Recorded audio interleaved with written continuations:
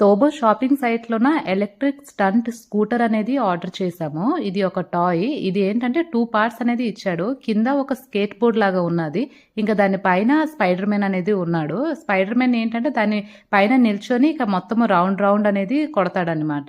ఇంకా మాకు అంటే లోపల బ్యాటరీస్ కూడా ఇచ్చారు. అంటే మొత్తం 6 బ్యాటరీస్.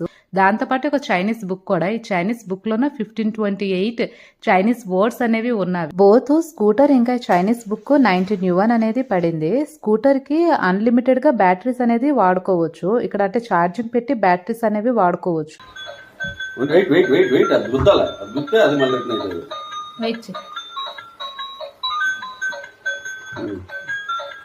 ఆగండి. ఇప్పుడు ఏం చేస్తారంటే